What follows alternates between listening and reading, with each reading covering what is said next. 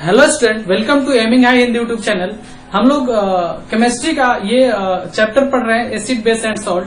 पहले क्लास में हम लोग एसिड के बारे में मतलब कि अम्ल के बारे में पढ़े थे, और इस क्लास में हम लोग बेस मतलब कि क्षार के बारे में पढ़ेंगे और सॉल्ट के बारे में पढ़ेंगे। नेक्स्ट क्लास में हम लोग पीएच वैल्यू के बारे में पढ़ेंगे। धीरे धीरे करके हम लोग का ऑलमोस्ट फिजिक्स तो लगभग समाप्त हो गया है, और मैथ में हम लोग अपना पढ़ाई कर रहे हैं, सर्कल पढ़ लिए हैं, तो धीरे धीरे करके अपना सिलेबस खत्म हो जाएगा। और हम लोग वहां पे विलेज स्कॉलर यूट्यूब चैनल के माध्यम से आपके द्वारा जो क्वेश्चंस भेजे जाते हैं टेलीग्राम ग्रुप में, क्रैक पॉलिटेक्निक में, टेलीग्राम ग्रुप का नाम क्या है, CRAC क्रैक पॉलिटेक्निक। उस ग्रुप में आप ज्वाइन हो जाइए। वहां पे आप क्वेश्चंस आपके फ्रेंड लोग भेजते हैं, और डेली हम लोग 8 या 9 बजे रात को एक पोस्ट करते हैं आपके उसमें। क्रैक पॉलिटेक्निक में तो टेलीग्राम है, और यूट्यूब चैनल का नाम है विलेज स्कॉलर। वहां पे हम लोग उसका सॉल्यूशन करते हैं, तो आप वहां से सॉल्यूशन देख सकते हैं, और बहुत अच्छे से क्वेश्चंस का वहां पे सॉल्यूशन किया जाता है। और आप इस चैनल से भी पढ़िए, यहाँ से आप तैयारी कीजिए डेली। यहाँ पे भी 1 से 2 वीडियो डाला जाता है। चूंकि अपना सिलेबस लगभग खत्म है, तो अब यहाँ पे एक ही वीडियो आ रहा है। इस समय का थोड़ा सा कमी है, तो ऐसे तो 2 वीडियो जा रहा है ना, एक सुबह में और एक प्रॉब्लम वाला, 2 वीडियो। तो आप पढ़ते रहिए और अपने दोस्तों में शेयर करते रहिए। चलिए हम लोग पढ़ते हैं बेस मतलब कि क्षार के बारे में। बेस क्या होता है? इसका स्वाद कड़वा होता है, मतलब कि ब्रिटल होता है। तो base is brittle in taste. English वाले बच्चे लिखते रहेंगे base is brittle in taste. मैं बताया था कि ये चैप्टर ज्यादातर मेमोराइज है।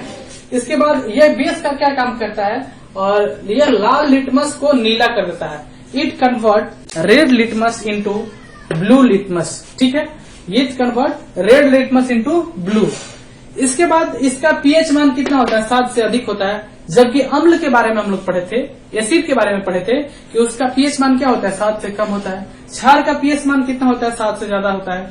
जैसे आपके एग्जाम में अगर आ जाएगा कि इसमें से पहचानो कि कौन सा क्षार है, और उसमें पीएच मान के आधार पर बोलेगा कि पहचानो, तो सब में दिया रहेगा। मान लो दिया रहेगा पीएच मान 3, मान लो पीएच मान दिया रहेगा 3, 2, 6 और 8।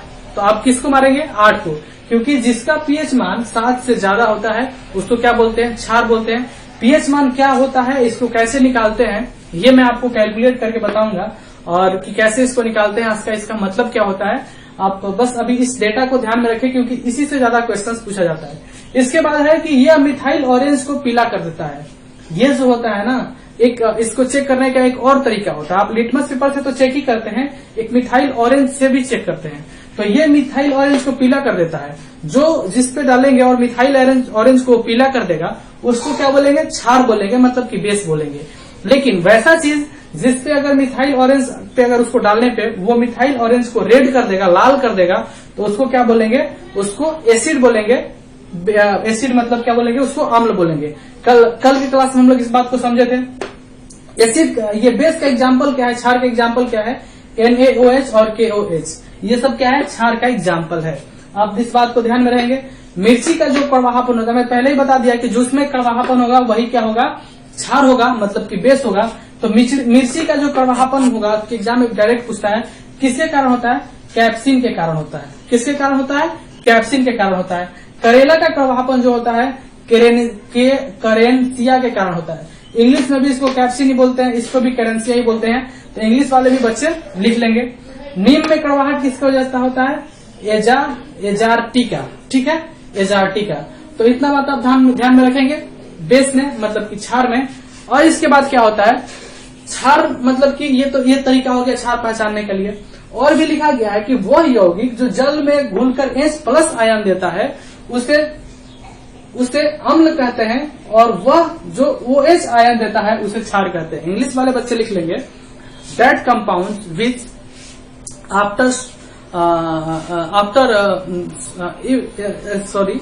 those compound which gives H+ ion after soluble in water is called acid। और वो सॉल्यूशन, वो कंपाउंड जो वाटर में वाटर के सॉल्यूशन में डालने पे OH आयन देता है, OH- आयन देता है, उसको क्या बोलेंगे? बेस बोलेंगे, मतलब क्षार बोलेंगे। ठीक है, तो जो H+ आयन देगा उसको क्या बोलेंगे? एसिड बोलेंगे, और जो OH- आयन देगा वो क्या बोलेंगे? उसको बेस बोलेंगे। तो आप इस बात से भी समझ सकते हैं। अब देखिए इसको बेस क्यों बोलते हैं। देखिए इसके पास OH है, तो ये इसको जल में घुलाइएगा तो OH देगा। और जैसे कि हम लोग HCl पढ़े थे, वो क्या था, एसिड था, तो इसके पास H है, तो ये जब इसको आप इसको वाटर में मिलाओगे तो ये H प्लस आयन देगा। कैसे छूटेगा, H प्लस और Cl माइनस, तो ये क्या हो जाएगा, वाटर में सोल्यूबल हो जाएगा।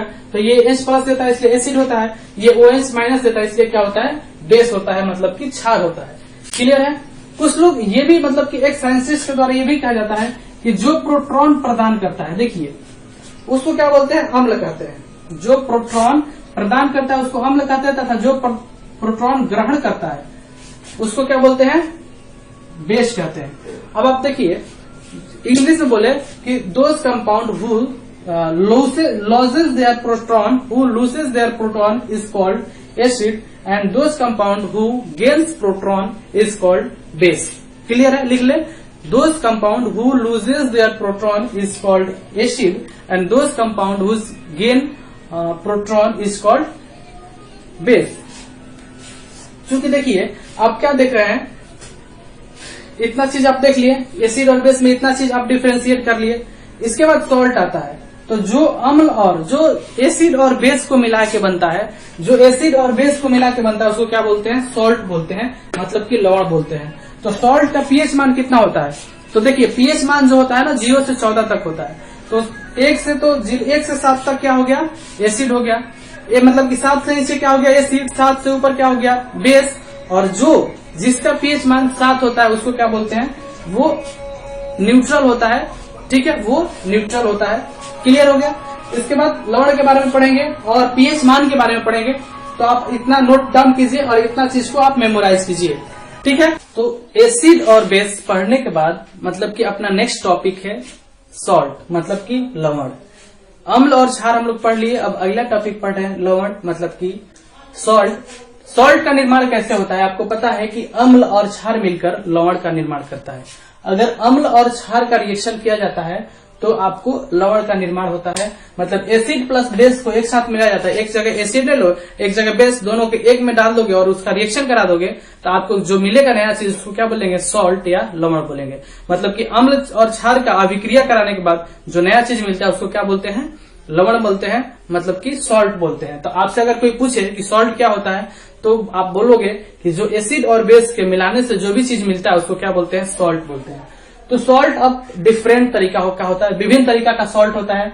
एक सामान्य सॉल्ट होता है, एक अम्लीय, एक सामान्य लवण होता है, अम्लीय लवण होता है, क्षारीय लवण होता है, द्विक लवण होता है और मिश्रित लवण होता है। इंग्लिश में बोले तो simple salt, acidic salt, basic salt, double salt और मिक्स्ड सॉल्ट। इतने तरह के सॉल्ट होते हैं।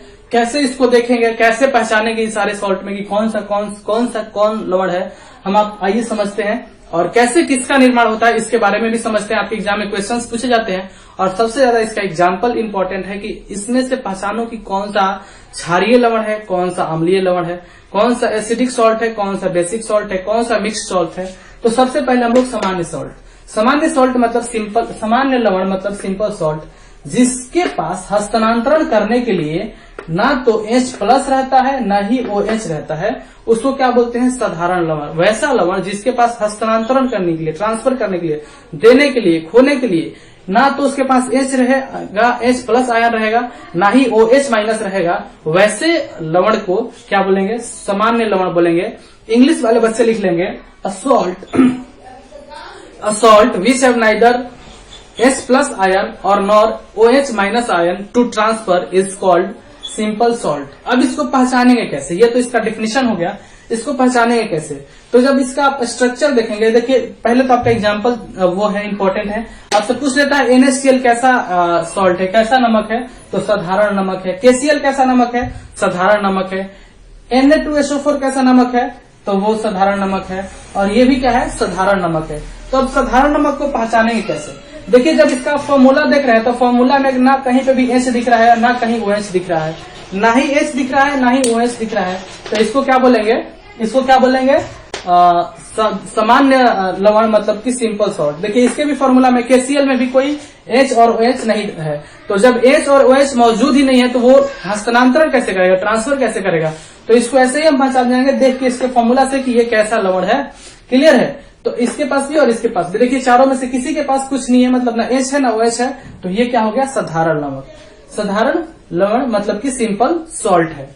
नेक्स्ट है अम्लीय लवण मतलब कि एसिडिक सॉल्ट। एसिडिक सॉल्ट क्या होता है, जिसके पास, आपको पता होगा कि जो H+ आयन लूज करता है, जिसके पास हस्तांतरण करने, एसिड किसको कहते हैं, जिसके पास H+ आयन लूज करने के लिए होता है, तो जिसके पास हस्तांतरण करने के लिए कम से कम एक आयन होता है, एक H+ आयन होता है, कौन सा एक H+ आयन होता है, उसको अम्लीय लवण कहते हैं। इंग्लिश में बोले कि दो salt which have 1 H+ ion to lose is called acidic salt.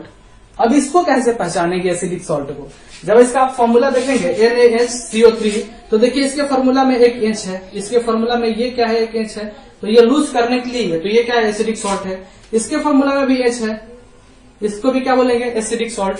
और इसके फॉर्मूला में भी H है, 4 H है। मैं अभी क्या बताया, यहाँ पे लिखना है, लिखा हुआ है कि कम से कम एटलीस्ट 1 H+ आयन, तो यहाँ पे तो 4 है, तो भी ये कम से कम एक से कम नहीं होना। देखिए बिल्कुल इसमें नहीं है, तो ये क्या हो गया, साधारण सॉल्ट। इसके बाद नेक्स्ट है क्षारीय लवण मतलब कि बेसिक सॉल्ट। क्षारीय लवण किसको बोलते हैं, जिसके पास हस्तांतरण करने के लिए कम से कम एक OH- आयन हो। दो salt which have at least 1 OH- to lose और transfer is called basic salt. Clear हो गया। तो इसके फॉर्मूला को देख के भी आप पहचान सकते हैं कि देखिए ये एक OH- है, तो इसको क्या है, ये एक OH है, तो इसके पास क्या है, ये क्षारीय है, ये बेसिक है। तो आपके एग्जाम में किस तरह से क्वेश्चन पूछे जाता है, आपके एग्जाम में दे देगा 4 ऑप्शन, इसमें से पहचानो कौन साधारण लवण है, इसमें से कोई एक ऑप्शन रहेगा, बाकी कुछ अलग अलग रहेगा। वैसे इसमें से पूछ लेगा कि देख पहचानो कौन क्षारीय लवण है, कौन अम्लीय लवण है। तो आप इस तरह से इसको देख के पहचान सकते हैं कि किसके पास H+ है, जिसके पास H+ है वो अम्लीय है, जिसके पास OH- है वो क्षारीय है, मतलब जिसके पास H+ है वो एसिडिक है, जिसके पास OH- है वो बेसिक सॉल्ट है। उसके बाद द्विक लवण मतलब कि डबल सॉल्ट, दो या दो सामान्य लवण से मिलकर जो बनता है सॉल्ट, उसको क्या बोलते हैं, द्विक लवण। मतलब कि दो salt which made after mixing 2 or more than 2 simple salt is called, क्या बोलते हैं उसको, द्विक सॉल्ट या डबल सॉल्ट बोलते हैं। डबल सॉल्ट में ये एग्जाम्पल बहुत इंपॉर्टेंट है आपका, ये एग्जाम्पल पोटास एलम, जिसको क्या बोलते हैं, फिटिक्री भी बोलते हैं। आपके एग्जाम में ऐसे भी पूछ लेता है कि फिटिक्री का वो केमिकल नेम क्या है, तो पोटास एलम। ये केमिकल फॉर्मूला ये है K2SO4 Al2SO4 का होल थ्राइस 24H2, फिर से K2SO4 Al2SO4 का होल थ्राइस इंटू 24H2O। ये आप याद रखेंगे, ये फॉर्मूला आपके एग्जाम के लिए बहुत इंपॉर्टेंट है, बार बार पूछ लिया जाता है, पता नहीं एग्जामिनर को ये फॉर्मूला अब, क्योंकि इसलिए भी पूछ लिया जाता है कि फिटिक्रीज जो है हमारे डेली लाइफ से क्या है, रिलेटेड है। थोड़ा सा आपको मेरे बॉडी में एनर्जी कम दिख रहा होगा, थोड़ा सा तबीयत सही नहीं है, ठीक है, तो आप मैनेज करेंगे। मिश्रित लवण मिक्स्ड सॉल्ट। मिक्स्ड सॉल्ट क्या है, दो अम्ल और एक क्षार, जब कहीं पर भी दो अम्ल और एक क्षार मिलके जो लवण बनता है उसको क्या बोलते हैं, मिश्रित सॉल्ट। या दो क्षार और एक लवण मिलके बनता है उसको क्या बोलते हैं, मिश्रित सॉल्ट बोलते हैं, या मिक्स्ड लवण बोलते हैं, मिक्स्ड सॉल्ट बोलते हैं। विरंजक चूर्ण, आपसे ये एग्जाम्पल बहुत पूछा जाता है कि विरंजक चूर्ण का फॉर्मूला क्या होता है, तो CaOCl को इसको ब्रैकेट में क्लोज कर दो और ClClOCl, ठीक है। आप इस चीज को, इतना चीज को मेमोराइज कर लो। फिर से ना, जिसके पास ना H भी हो ना OH हो उसको साधारण, जिसके पास कम से कम एक H हो उसको अम्लीय, जिसके पास ना H हो ना OH हो उसको क्या बोलते हैं, क्षारीय मतलब बेसिक। सॉरी, जिसके पास एक OH हो उसको क्या बोलते हैं, क्षारीय मतलब बेसिक। और जो दो सामान्य लवण को मिलाने से बनता है उसको क्या बोलते हैं, द्विक लवण डबल सॉल्ट।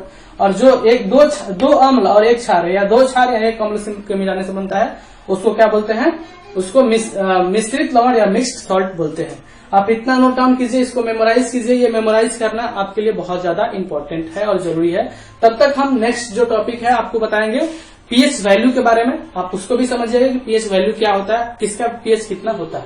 नोट डाउन कीजिए। एसिड, बेस और सॉल्ट हम लोग समझ लिए, और आज के क्लास का ये लास्ट टॉपिक है पीएच मान। ये भी इंपॉर्टेंट है आपके एग्जाम पॉइंट ऑफ व्यू से। पीएच मान क्या होता है, पीएच मान के द्वारा किसी विलयन में H+ आयन का निर्धारण होता है।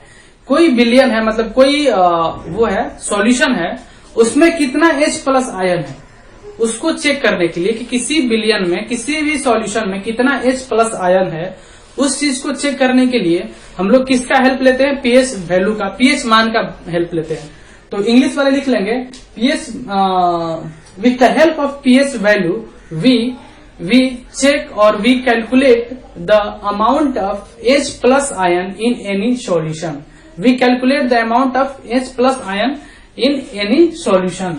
तो H प्लस आयन किसी सॉल्यूशन, मान लो यहाँ पे कोई सॉल्यूशन रखा हुआ है, तो उसमें कितना H प्लस आयन है, कितना H प्लस आयन का सांद्रता है, कितना H प्लस आयन ज्यादा है या कम है या कितना है, इस चीज को चेक करने के लिए हम लोग पीएच मान का वैल्यू निकालते हैं। जैसे किसी का स्पीड, कोई भी अगर वायुयान चल रही है, मतलब कोई एरोप्लेन चल रही है, तो उसको चलने के लिए उसको उसका जो वो है, उसका मूवमेंट कितना, उसका स्पीड कितना, उसको क्या करते हैं? उसका वेलोसिटी मेजर करते हैं। वैसे उसमें बिलियन में H प्लस कितना आयन है, उस चीज को चेक करने के लिए आप क्या करते हैं? पीएच मान निकालते हैं। तो पीएच मान जो होता है ना, किसी दुनिया में जितना भी वस्तु है, जितना भी चीज है, जितना भी बिलियन है, जितना भी कुछ भी है, सबका पीएच मान 0 से लेकर 14 तक होता है। मतलब कि किसी भी चीज का सबसे न्यूनतम पीएच मान क्या हो सकता है? 0, और अधिकतम क्या हो सकता है? 14। इंग्लिश में बोले तो पीएच वैल्यू का मिनिमम रेंज जो हो सकता है वो 0 हो सकता है, और मैक्सिमम क्या हो सकता है? 14 हो सकता है। इसी के बीच में किसी चीज का पीएच मान होता है। आप ये नहीं बोलेंगे कि ये देखो एप्पल है, इसका पीएच मान 15 है, नहीं। किसी भी चीज का पीएच मान 14 से ज्यादा नहीं हो सकता है और 0 से कम नहीं हो सकता है। तो आप होप की समझ पाए होंगे कि पीएच मान कहां से कहां तक वेरी करता है। अब आपको क्या पता है कि ये जो है पीएच मान, आपको हम बताए थे कि ये देखिए, ये मान लो एक स्केल है, ये पीएच स्केल है। इसी स्केल, किसी चीज को मापने के लिए कोई ना कोई स्केल होता है, तो पीएच मान को नापने के लिए क्या होता है? स्केल होता है, जिसका जो न्यूनतम पॉइंट क्या होता है? 0, और अधिकतम पॉइंट क्या होता है? 14। अब देखो यहाँ पे जो 7 होता है, 0 से लेकर 7 तक जो भी अम्ल, मतलब आप किसी चीज का पीएच मान निकाले, उसका वैल्यू 7 आ गया, या 7 से कम आ गया, 1 आ गया, तो वो क्या है? अम्ल है, एसिड है। 2 आ गया तो भी अम्ल है, 3 आ गया तो भी अम्ल है, 4 आ गया तो भी अम्ल है, 5 आ गया तो भी अम्ल है, 6 आ गया तो भी अम्ल है, 6 मतलब 6 भी आ गया तो भी अम्ल है। लेकिन 7 से कम रहा, 7 से कम वाले को क्या बोलते हैं? अम्ल बोलते हैं। और 7 से अधिक वाले को क्या बोलते हैं? क्षार बोलते हैं। जैसे किसी का आप एग्जाम में दे देगा पीएच मान 10 है, तो आप बताओ कि ये अम्ल है कि क्षार है? तो ये क्या है? क्षार है। आपके नेक्स्ट क्लास में हम लोग इससे मतलब कि एसिड, बेस और साल्ट का थोड़ा सा अप लेवल पढ़ेंगे, और आपके एग्जाम में जो क्वेश्चंस पूछा गया है वो क्वेश्चन सारा डील करेंगे। तो आप नेक्स्ट क्लास जरूर ज्वाइन कीजिएगा, वो क्लास ज्यादा इंपॉर्टेंट है, सारे क्लास का क्या है? निचोड़ है। तो 7 से कम जिसका रहेगा उसको क्या बोलेंगे? अम्ल या एसिड बोलेंगे। क्या 7 से कम? पीएच मान 7 से कम, जिससे कम रहेगा उसको एसिड, और 7 से जिसका अधिक रहेगा उसको क्षार मतलब बेस, और 7 के बराबर जिसका रहेगा उसको क्या बोलेंगे? उदासीन। ना वो एसिड है ना वो बेस है, क्या हो? वो उदासीन है, इंग्लिश में बोले तो न्यूट्रल है। इसके बाद पूछता है तो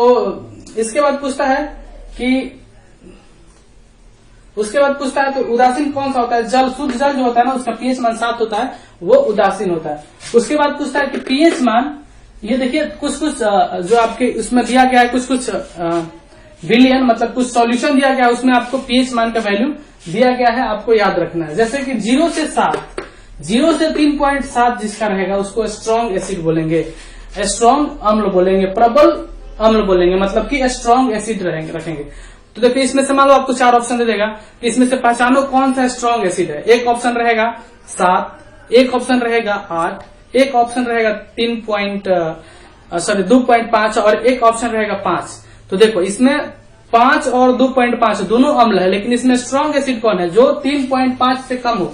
0 से 3.5 वाले के बीच को क्या बोलते हैं? प्रबल या स्ट्रॉन्ग एसिड। तो आप क्या समझ जाएंगे कि ये 0 से 3.5 के बीच में जो है वो क्या है? स्ट्रॉन्ग एसिड है। वैसे 3.5 से 7 तक जो रहेगा वो वीक एसिड रहेगा, दुर्बल एसिड रहेगा। ठीक है, दुर्बल एसिड का रेंज कितना है? 3.5 से 7 तक। इसके बाद जिसका पीएच मान 7 रहेगा उसको क्या बोलेंगे? उदासीन या न्यूट्रल बोलेंगे। क्लियर है? वैसे ही अब 7 से जैसे ही जाते, देखो आप यहां से इधर जा रहे हो तो पहले इधर यहां से यहां तक क्या है? स्ट्रॉन्ग है, फिर इधर से इधर मतलब वीक है, और इधर जाने पे क्या हो रहा है? स्ट्रॉन्ग होते जा रहा है, फिर इधर भी वीक है, और उधर आगे जाने पे क्या हो जा रहा है? प्रबल हो जा रहा है। तो आप न्यूट्रल से इधर भी जा रहे हैं तो पहले वीक, फिर लास्ट में स्ट्रॉन्ग, मतलब पहले दुर्बल फिर प्रबल, और इधर भी जा रहे हैं तो पहले दुर्बल फिर प्रबल। तो 7 से 10.5 तक वाले को क्या बोलते हैं? दुर्बल। क्षार, अब 7 से ज्यादा वाले को क्षार बोलते हैं, उसको बेस बोलेंगे। और 10.5 से अधिक वाला जो होगा पीएच मान उसको क्या बोलेंगे, प्रबल क्षार, मतलब कि स्ट्रॉन्ग बेस बोलेंगे। आई होप कि आप इन सब सारे पॉइंट्स को समझ चुके होंगे। अब क्या है लिखा हुआ कि कुछ पदार्थों का पीएच मान, जैसे आपके एग्जाम में कोई पूछ लेता है कि दूध मतलब मिल्क का पीएच मान कितना होता है, तो ये आपको याद रखना पड़ेगा 6.5। और से पूछता है रक्त, जो अपने बॉडी में रक्त है, ब्लड है, उसका पीएच मान कितना होता है 7.4। अमाशय से पाचन का रस, जो अमाशय जो होता है उससे जो आपका डाइजेस्टिव ट्रैक होता है उसमें जो एक पीएच वैल्यू, मतलब एक HCl आपको पढ़े होंगे आप बायोलॉजी में कि HCl का स्राव होता है, हाइड्रोक्लोरिक एसिड का स्राव होता है अपने पाचन तंत्र से, उसका पीएच मान कितना होता है 1.5। अब सोचिए कितना स्ट्रॉन्ग एसिड होता है ये 1.5, क्योंकि 3.5 से छोटा है तो बहुत प्रबल होता है, तो ये कितना होता है 1.5। शुद्ध जल का कितना होता है 7 होता है। और शराब, लास्ट में शराब का पीएच मान 3.5 वाला देखिए प्रबल होता है, स्ट्रांग होता है। एसिड जो होता है ना विस्फोटक होता है, खतरनाक होता है। तो आपके अंदर, आपके बॉडी के अंदर इतना पीएच मान वाला, अगर पीएच मान वाला अम्ल आपके शरीर के अंदर जाएगा तो आपके शरीर का क्या हालत करेगा आप सोच सकते हैं। तो ये आपको पढ़ने के साथ साथ इस बात को समझना भी है कि अगर कोई शराब पी रहा है तो कितना खतरनाक चीज पी रहा है, एसिड पी रहा है, वो भी कितना पीएच मान वाला 3.5। पीएच 3.5 मतलब स्ट्रांग, बहुत ही प्रबल एसिड आपके सर पे आपके चेहरे पे पड़ जाता है तो चेहरे को जला देता है। तो शरीर के अंदर, बॉडी के अंदर जाता होगा तो सोचिए क्या करता है। तो आप ये चीज नहीं करेंगे, बड़ा होने के बाद भी शराब को हाथ नहीं लगाएंगे, क्योंकि आप पढ़े लिखे इंसान है, आप देख चुके हैं कि इसका क्या है, इसका पीएच मान 3.5 है, बहुत ज्यादा स्ट्रॉन्ग एसिड है। तो आप अपने अगल बगल के दोस्तों को भी समझाएं जो जिनको शराब का लत है कि भाई ये एसिड मत पी, इतना खतरनाक वाला वो भी। ठीक है, आई होप कि आप समझ पाए होंगे इस सारे क्लास को, और मिलते हैं हम लोग नेक्स्ट क्लास में और इसका क्वेश्चंस को डिस्कशन करते हैं और भी इसका आप लेवल डिस्कशन करेंगे। आप नेक्स्ट क्लास जरूर आइएगा। ये नेक्स्ट क्लास क्या है, बहुत ज्यादा इंपॉर्टेंट है। चलिए bye bye, take care and thank you.